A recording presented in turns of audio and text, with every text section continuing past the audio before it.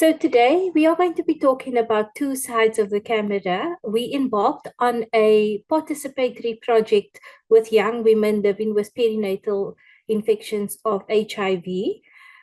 There were, I think, 6 or 7 young women enrolled in the study, but it was quite an intensive, in-depth study, and it took a lot of people to make the study happen. Some of the key people are here with us today, and that is Dr. Tahira Tofi. So she is a medical officer and works at the Bishop Lavis Clinic, where we recruited our participants from, but also recorded most of the footage for the documentary that we made together. And then I'm also joined by Mrs. Rizka Dali, who is a visual anthropologist, together with her husband, Rishan. They have a company called the Dolly House, and they were really instrumental in upskilling all of us, including the participants, on the use of the technologies and visual equipments to shoot the documentary together. So today, I am very excited to co-present with them. They will be taking us through their perspectives. So I will give my perspective as the researcher and give you a little bit of insight into the methods of the research that we conducted. Then I will hand over to Rizka, who will share her visual perspective on using the camera in the field. And then I will hand over to Dr. Tofi, who will take us through her perspective of being a part of the research. So she was also included in our documentary, but also how those working in the clinic and those in the space felt about the project when we weren't there. So she's almost like our fly on the wall and is going to give us all the insight to the parts that we don't usually hear around when we do co-production and collaboration. Because when we leave the site, there's a lot that is said and ongoing. And then we're going to wrap up with the 6 C's of community engagement that has been our learnings from this type of work.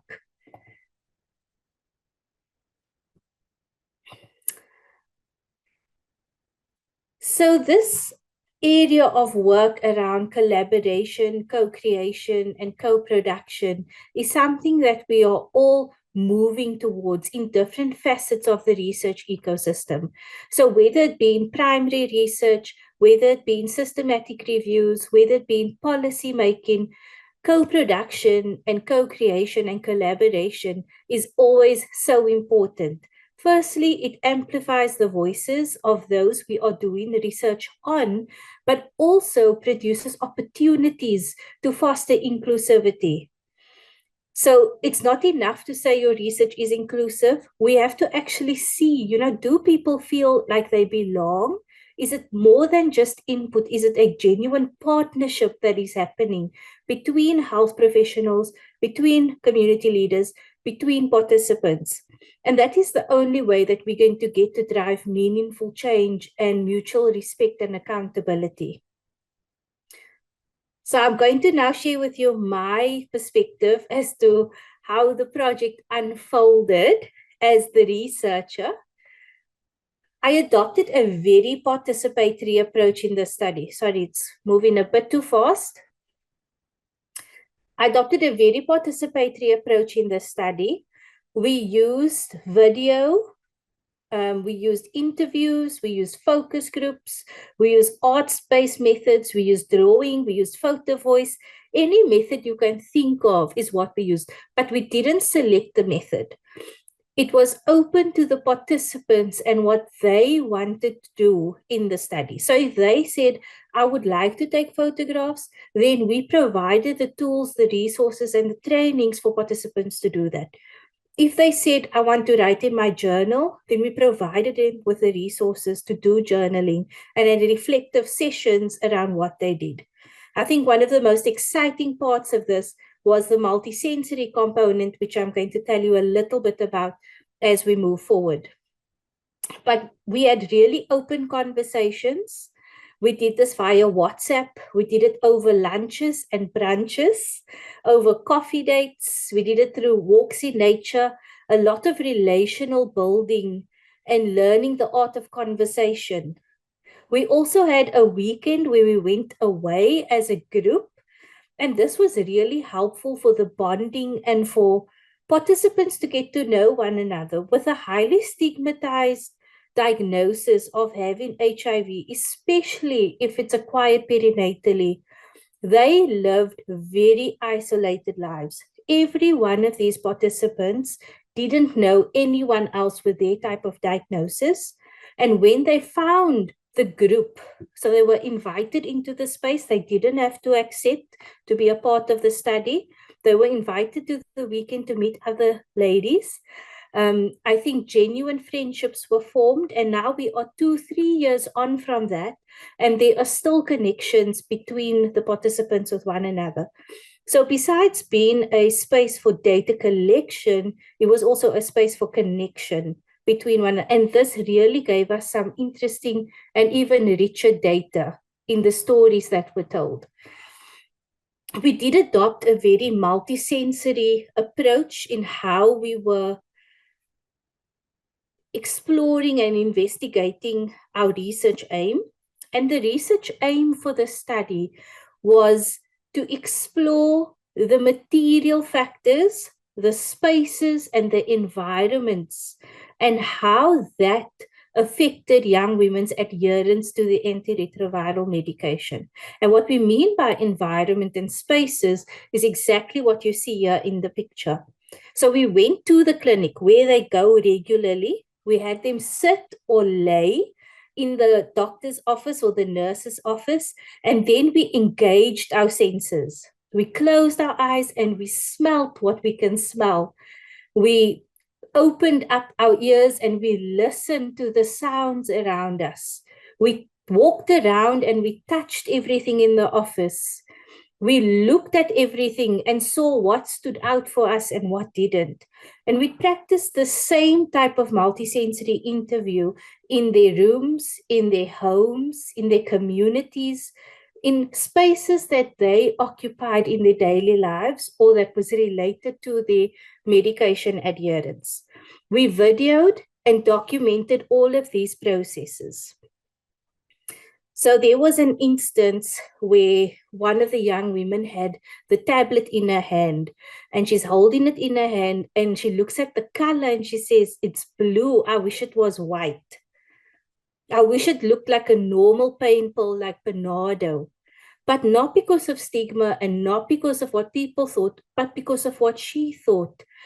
Having it white and with no color would take away some of that symbolic meaning that the pill held. And that is what we were after, is looking at the senses and how sensing our environments affects adherence to medication. This is some of the artifacts that we collected at the clinics that they felt most drawn to. If you look at the female condom, if you think about these young women, they've been coming to the clinic for a very long time because they've been diagnosed when they were very young. And so they've been in this clinic room for a long, long time. But if you look at the female condom, about four out of the 7 had never seen a female condom open before. They had never used it before, but it's there all the time. The vials were really important to them.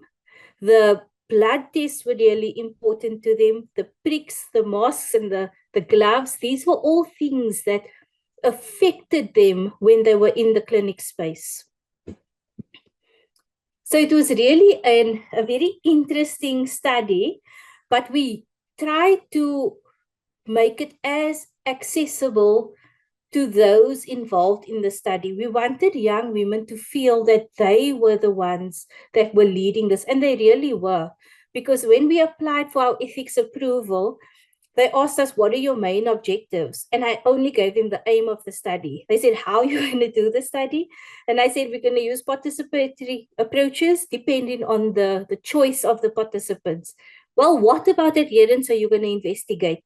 "Well, that depends on the stories people tell me in the beginning." And so this story of adherence really evolved over the 2 years that we were doing it. We ended up doing a systematic review which we then used to inform ourselves before going into the field, but also used as a way for us to reference with young women about how their lived experiences compared to what is available in the literature. And we did this visually. So we curated the documentary around the literature, but also around their lived experiences.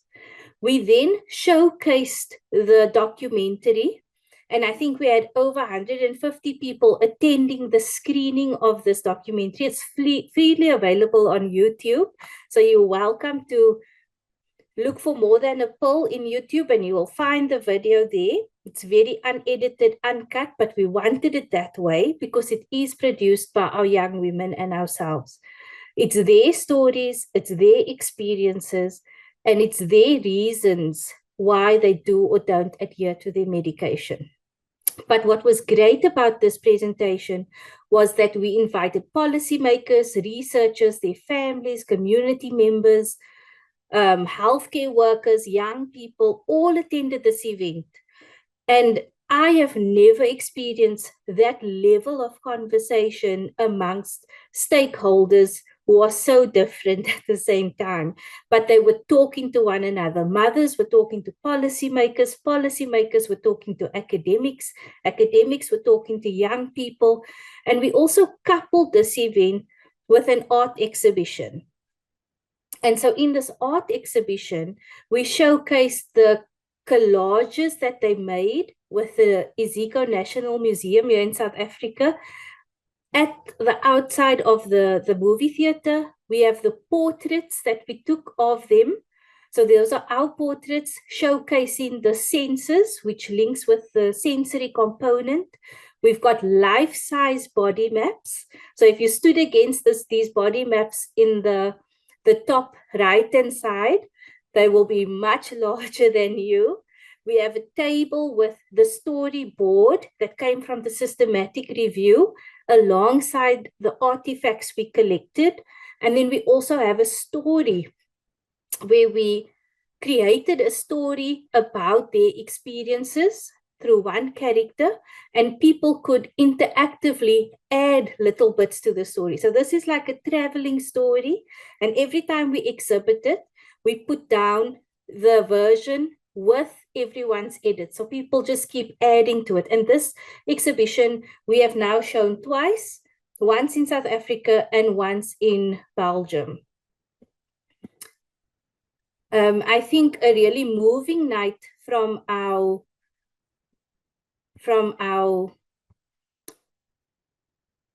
story of the documentary was this evening. This is the first night of our weekend away, and we asked them to interpret a dance as to how this project made them feel. So nothing was rehearsed. It was just immediate performance. And you can see there are different expressions. People are engaging their entire bodies in the process, but it also made our data collection and our conversations much richer. Not everything is a data collection point. Some things are also about connecting to help people relax into the process of sharing their stories. Here are some of the pictures that we took. So what does this plug mean? Why does it matter? It matters because this plug travels outside the window and it provides a lead, with an extension lead where people can plug in their appliances.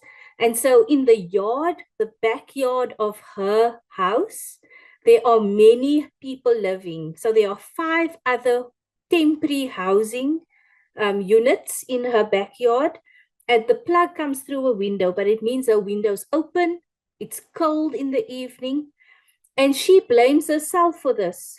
Why? Because her father has to provide money for her to afford additional medications.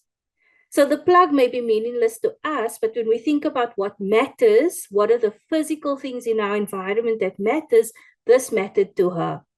But nowhere in the health literature do we make that connection around a plug with an open window and somebody causing, feeling like it's their own fault and feeling self-blame, which affects their mental health, which affects how they engage with their medication. But visually, we were able to capture this.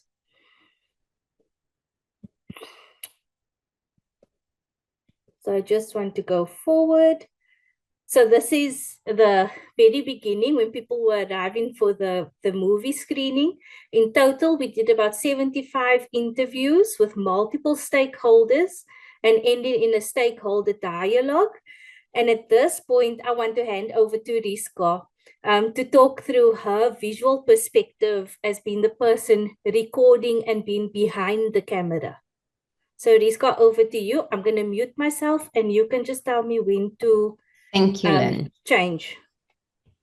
So maybe I should start with the premise. This was quite an interesting project. Rishwan and I worked on quite a few documentaries, but nothing that was, for lack of a better word, completely out of our control. So when you say a study is collaborative, or when you say a production is a co-production or a collaborative piece of work or artwork, which is what Lynn imagined for this piece, is that you have to allow all the external elements to shape what the work is going to look like, which in most cases leaves you with a guerrilla piece of art, which really did speak to what Lynn's intention was with the outcomes of the visuals for this project itself. We can skip to the next one, Lynn.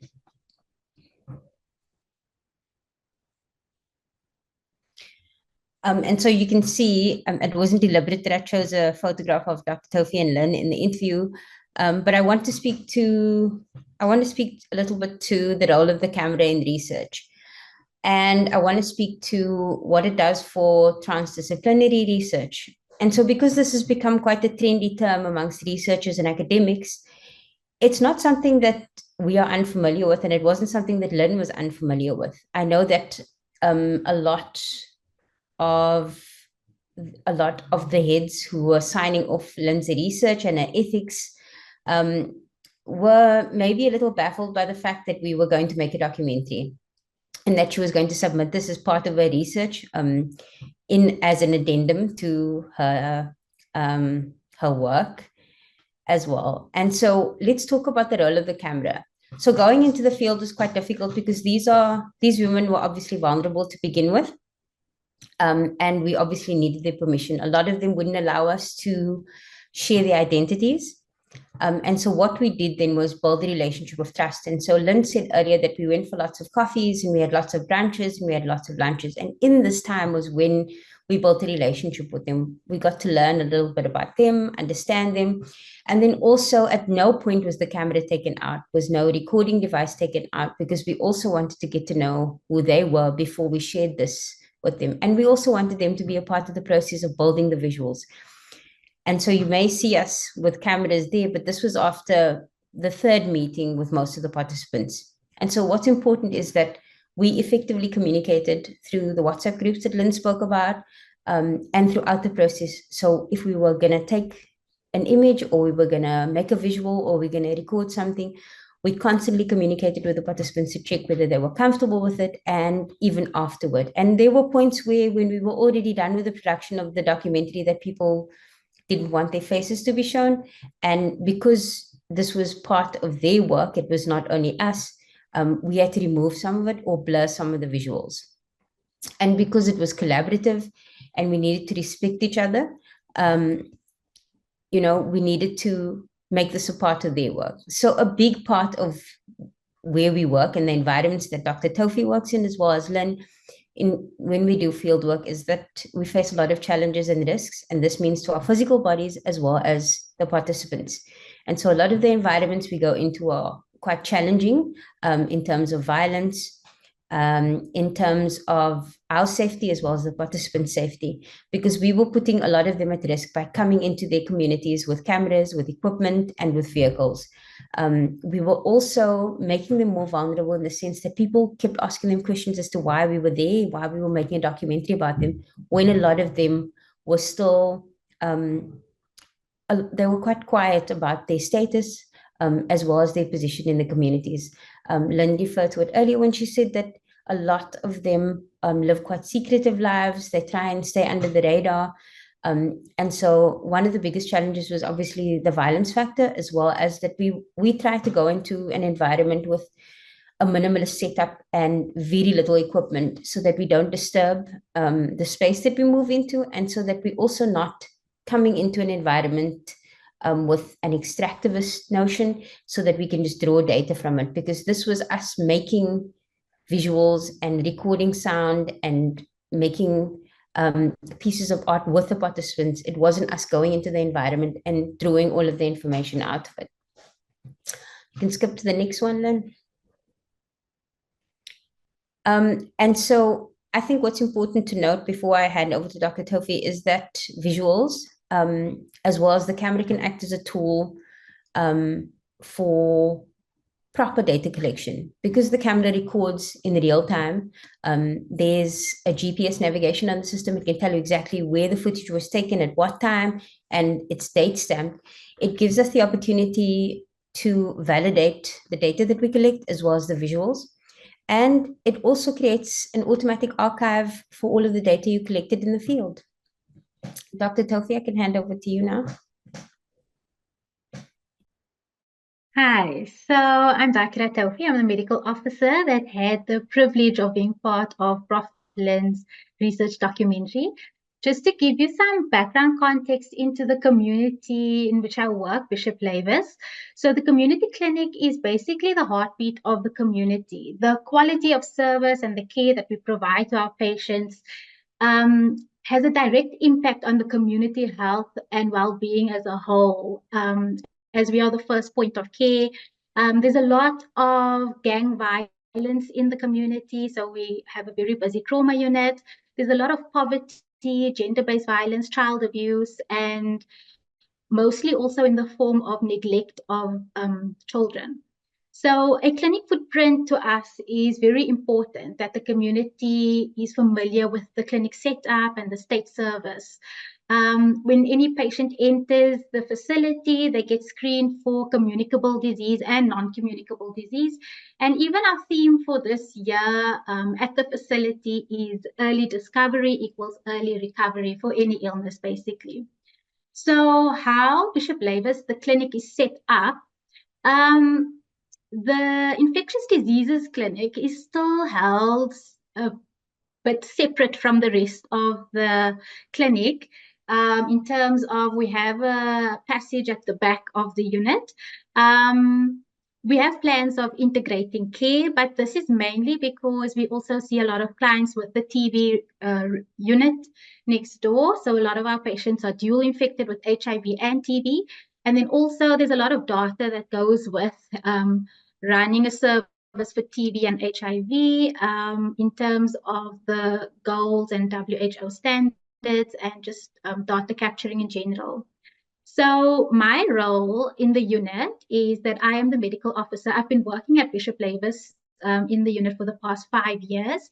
And generally the staff that works in our infectious diseases clinic, we don't really rotate much out of the unit, or if we are rotating new nurses in, they'll stay for a few years. And this just provides a continuation of care, building a rapport and relationship with the patient. And then it allows for accountability of the staff towards the patients, and then also the patients towards their staff and their own health as well. The rest of the clinic always says that we spoil our patients at the back, we give them preferential treatment. But I mean, our idea is that they have a very long journey with their chronic illness, and we spoil them in terms of we need to also help to look after them because they have an infectious disease. Next slide. So in terms of the research that is run at the clinic, because we are an HIV and TB unit, there's a lot of researchers that come in, but basically there is an approval process. I think Prof. Lynn can give more feedback on the actual approval process, and there is people higher up in the hierarchy. There's a committee that gives approval to any research that they want to do in the state sector. And then they will link the researcher to the relevant staff area. So Prof. Lynn was linked with us in the infectious diseases clinic. And for us, the topic was actually a godsend because we were also tasked to set up a adolescent and youth-friendly service, and this was part of the National Ideal Clinic Audits requirement. So for us, we knew that it would benefit us in some way as well. So Prof. Lynn visited the clinic very often with her team, her research team. She got to know the clinic system, the ebb and flow, and became better acquainted with the team. And then she recruited study participants by actually jumping on the bandwagon when we had an adolescent folder audit, as we were about to set up a youth-friendly service. So she offered assistance with the folder audit, and then she could also scan through the folders and see who met the criteria and made contact with them. In general, for any of the researchers that approach the facility, they're always looking for help with recruitment for the patients for the study. And then the clinicians like myself, we're not very reliable when it comes to research, as our main priority is our clinical work and to get through that. So I think the more reliable members of the team were the admin support who could really help link with the patient recruitment for the study. Next slide.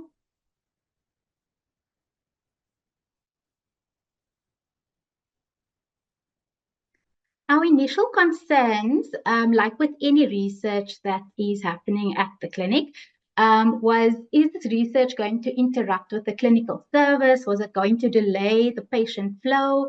And would it prolong the clinic waiting times? Patients are very eager to get out of the facility, and the longest waiting time is probably waiting for their medication at pharmacy. And then also, how would it impact the confidentiality? Just in terms of the sensitive health information, and also how reliable were the participants going to be in partaking in this research. Next slide. As time went on, we definitely had a change in perspective. The youth patients that were recruited for the study, they really became more familiar and confident entering the facility and with the clinic staff. I think that they saw us as part of the research team, even though we were, the clinic staff that's always been there. We definitely got positive feedback from the girls and from the girls' parents as well, and we noticed the personal growth and a change in their understanding and acceptance and confidence levels. And this really helped with us when we saw them for their consultations, and it helped with the counseling. It improved their compliance to their clinic visits and to their medication. And we could actually see an improvement in their mental health. They were just more vibrant and positive. And even the moms that came in, we usually like to link the visits between the mom's chronic follow-up and the child's or the young girl. And the parents would really give positive feedback about their girls. And this really, all this positive feedback resulted in a very positive attitude of the staff towards the project. We could really see the value in the research, and we just became a bit more committed to collaborate with Prof. Lynn in this research project. So some of the risks for the young women would obviously be in terms of filming, public disclosure. A lot of families haven't disclosed even to the very closest family members. There's a lot of stigma in the community. I think there is not a good understanding or a lot of health education regarding HIV. So people living with HIV, whether they contracted it from birth, they are still very ashamed of their status because of the stigma. And just if this sensitive health information got out, how would it impact the family dynamics? Would it improve the relationships between the young girls and their parents, or would there actually be some breakdown and blaming? And for the benefits for the young women, as I mentioned before, personal growth, relationships, improved relationships with the clinicians at the facility, and then also relationships with their family members. They built new friendships, and we could really see the bonding in between the girls, the group support, and the improvement in the clinic adherence. And it really solidified the clinic footprint. And they had healthier, health-seeking behaviors, and they weren't shy to speak out during a consultation. So overall, the research was really a win-win-win for everybody. Prof. Lynn got to film a documentary and complete a research. The girls grew in their confidence, and we at the facility, we also we were able to establish a successful youth group by linking all of these girls. So yeah, some of the corridor talk, I think the big thing was where we were worried that we were on film and it was really, I think I said something wrong. You know, we weren't really briefed of what words we were allowed to use, or would we get into trouble if we say a certain thing, as we do work for the Department of Health and we represent the department. Yeah. Next slide. So I think a big thing for us, we don't really have experience in front of the camera. So Prof. Lynn really went out of her way to try and make it comfortable for us. She prepared the questions beforehand and we were able to prepare our answers, and then kept the audience at the minimum for while filming. And then definitely the Dolly House team really tried to make us feel comfortable in front of the camera. And then just in terms of the interviewing skills, it was very nice that Prof. Lynn, as the lead researcher, was there in the consultation, so that the filming was rather a conversation than us just speaking blankly to a camera, or feeling like it's an interrogation. I think one of the biggest fears was, were we saying the right things, and how it would reflect on camera? Did Prof. Lynn also do a double fact check? Did we fact check our words enough? And then we were also worried about the editing, what would be included and excluded, or what would our words be taken out of context and then change, you know, in the meaning completely, and wrong information be disseminated. And then what we really couldn't change much was the office setting. I mean, it's a reflection of what I work in, what the girls are exposed to. This is the realities of South Africa and the state sector. You know, we would have liked a better setting, but it wouldn't be right to set up a stage, you know, a stage consultation room that we were okay with. So yeah, we went with the real thing.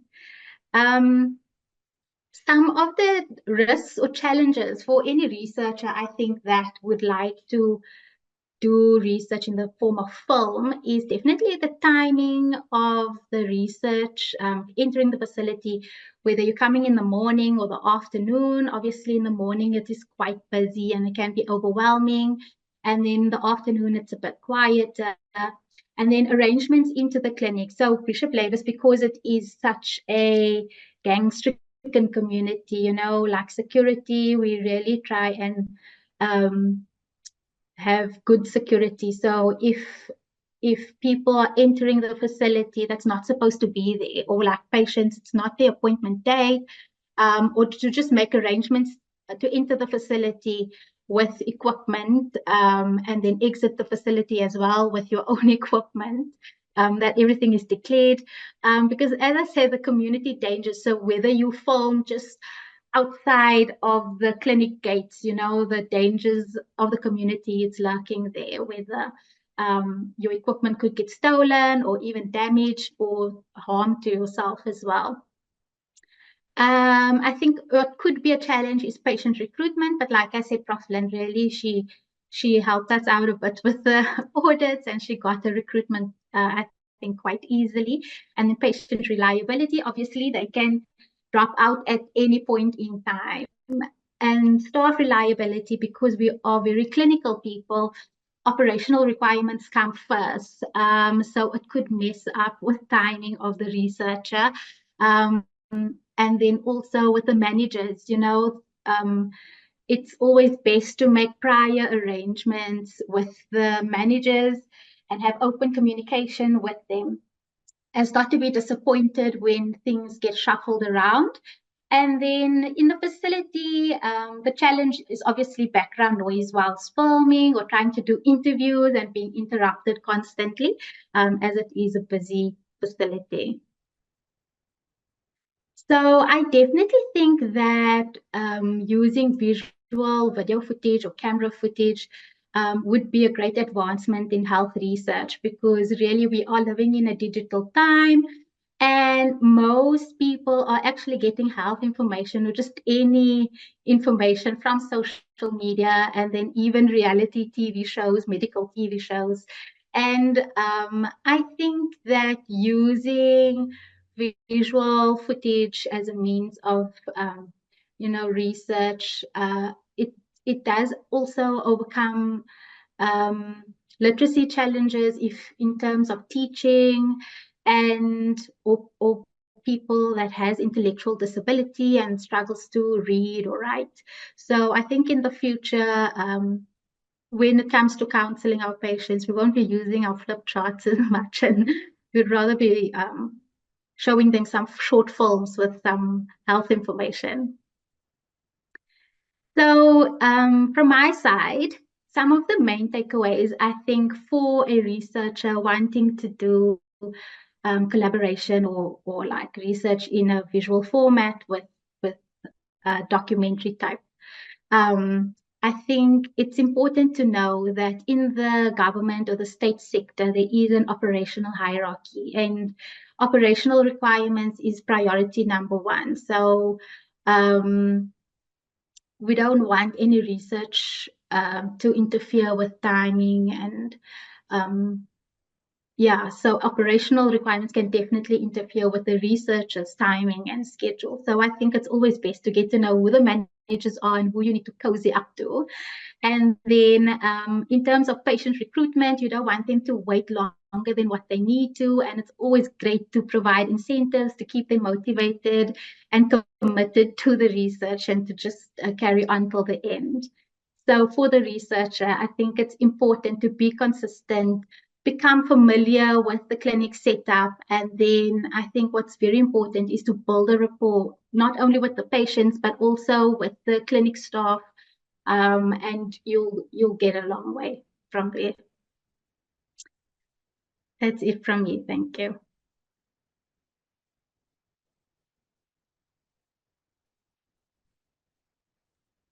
Thank you, Dr. Tofi, and thank you, Risco. I think some of that stuff we've spoken about, but just seeing it again, like visually and in text, it really stands out for me. So thank you very much for sharing. I'd like to wrap up this part of the webinar with sharing our 6 C's of community engagement for researchers. The first one is character. So when we think about being ethical and being honest in our research partnerships, we need to really maintain the sense of fairness and responsibility and accountability when working and conducting research in communities. It's more than just the ethics of the project. It's also about protecting the co-researchers and protecting the participants in the study. I think social welfare is a really big part of collaboration and co-production. Secondly, cultural competence. Just because people are from the same geographic region doesn't mean that they share the same religion or the same culture or the same traditions or the same language. So being respectful of this and learning about culture and be open to not knowing and learning from the co-researchers was really important. It helped us to grow as a team when we were open to learning about how we do things differently. Communication was so important, especially as female researchers working with female participants in areas that is not really safe for women. It was important for us to have open communication, but also I think the type of research using the visual mediums, Rizko spoke about that people were changing their minds about things as time went on. They felt open enough to tell us when they didn't want to do something. I remember there was one instance where one of the participants told me, Lynn, I'm so mad at you. And I almost jumped for joy because I thought our communication is on the level where they can argue and they can tell me that they are mad at me. I upset them about something. So as much as it was something we worked through, it was also a moment of celebration that we had this level of communication about something. So I think this is really key. Co-production means we are working and producing together to a common goal. It's not me asking participants to do something, then deciding what I'm going to do with the data. It's us deciding what we are going to make, and then us deciding what we will show and how. So staying true to the value and the definition of co-production is so important. Fifth is capacity building. Where skills were missing, we tried our best to upskill. So even me, I had no experience making a documentary, but I knew I wanted to do it. I knew it was important. So I also learned on the job from Rizko and Rishan, who taught me how to use the camera, how to shoot from different angles, how to bring stability to the video, what was important, what wasn't. And for the girls, you know, they're like, oh, I can't draw, but I can take photographs, or I can write poetry, or I can dance. So it's really about us teaching and learning from one another. And then it's about commitment. So commitment to this type of project, there is no time frame. You can't say, I'm going to commit 1 year to a co-produced collaborative initiative. These things are very sensitive, and these projects become the highlight of the participants and what they are doing. So like I said, 3 years down the line, we are still connected with them. We are still committed to them and to what they need and to working together, not necessarily for this project, but back to our first C around character and about social welfare and making sure that we are looking after each other even post the project. So these are our 6 C's of community engagement. I would leave you with one key message to wrap up, is that empowering our women through co-produced, collaborative, and culturally sensitive research fosters impactful and sustainable solutions for health. So thank you again for listening and joining, and thank you to my co-presenters for sharing their sides of the story.